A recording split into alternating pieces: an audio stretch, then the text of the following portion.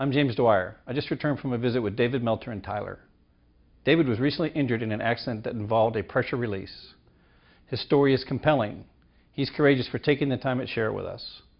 As you watch this message from David, think about what we can do as PC to eliminate accidents and incidents in our region. Well, June 4th at 11 a.m. was just a normal work day.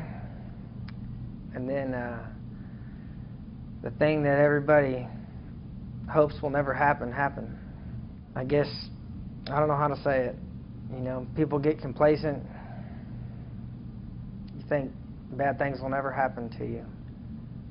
And then in the blink of an eye, your life changes. It's a pretty scary day.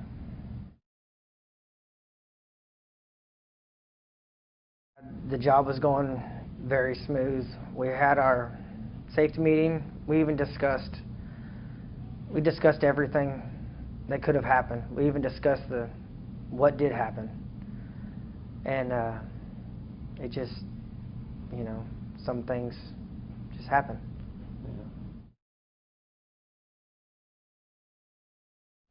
I was actually, whenever the testing was going on, everybody was kind of away like we're supposed to be. They said something was leaking off. So I walked over, they came and got me, I walked over there to check it. We tightened the valve a little bit more, you know, to see if we could get the bleed off to stop. And which it did. We got the test, went to bleed off, opened up one valve just fine. Went to open the other valve, couldn't get the valve to open. And without thinking, somebody opened up another valve. You know, at that time we should have took a step back 5x5, or it just, you know, shut the job down and had a little powwow or something, you know, and regroup before we did anything else. But you know, it didn't happen that way. Another valve got opened and I was standing in the line of fire. I knew exactly what happened whenever the pressure hit me. I knew it was a bad deal.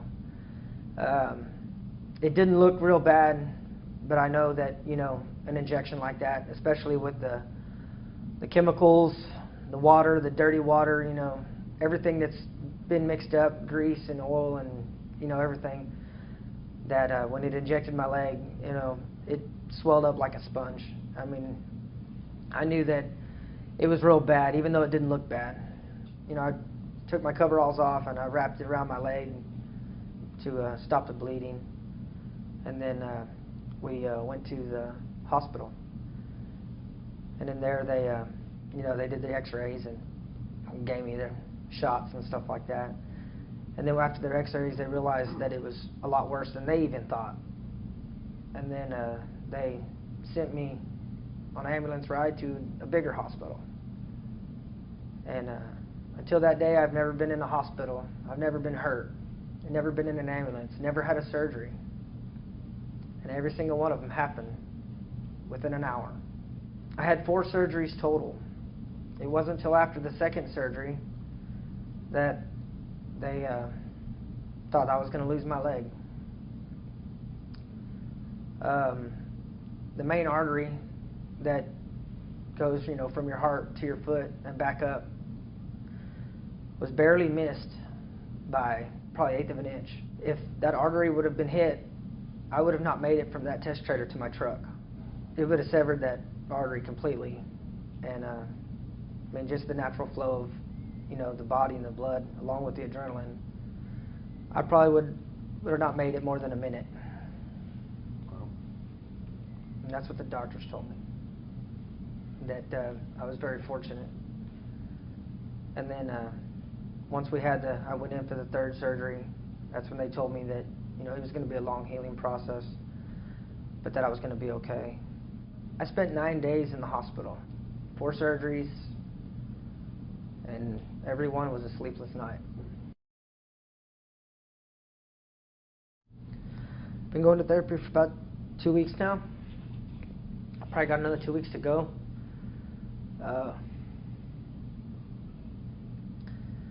It's rough. You wouldn't think therapy for 1 hour would be ruining the rest of the day. when people tell you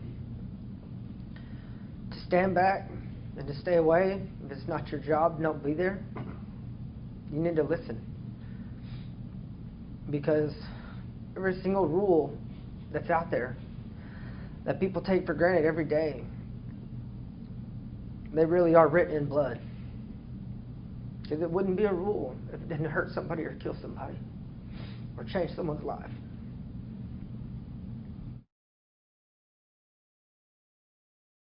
When we come across that situation, we could have, we should have stopped. We should have had a meeting. We should have regrouped. Just like we talk about in the safety meeting every morning. There was many other ways that we could have fixed that problem without somebody getting hurt. There's a lot of different things we could have done, a whole lot of different things. And that's why it's very important to stop the job, regroup, and don't get in a hurry. That work's still going to be there tomorrow.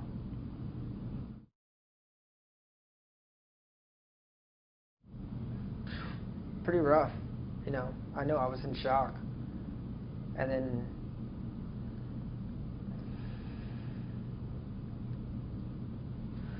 all I could think about was my kids.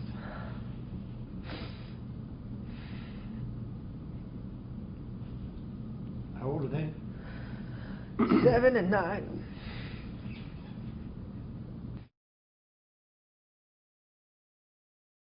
It takes a whole lot to get through it.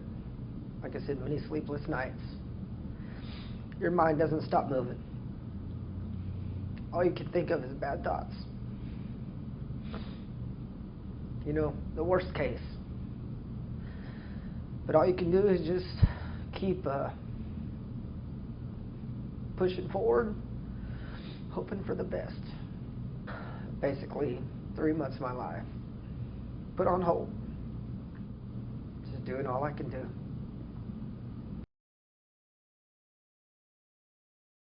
Well, absolutely. The things you do, not just at work, but, in your personal life, and makes you realize, you see something about to happen. It makes you think twice before doing something. Or it makes you realize that if you're going to do something, what's going to be the outcome of it? At the house, you have something laying there, you step over it every single day. One day you're going to trip over it.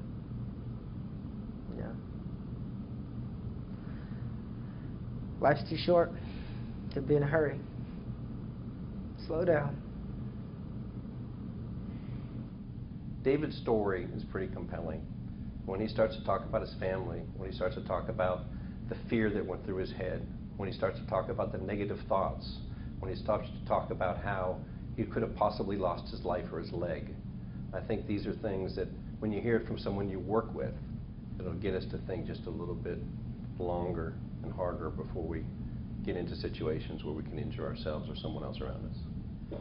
So it's my hope that this story brings that personal edge to the accidents and incidents that we have in USPC.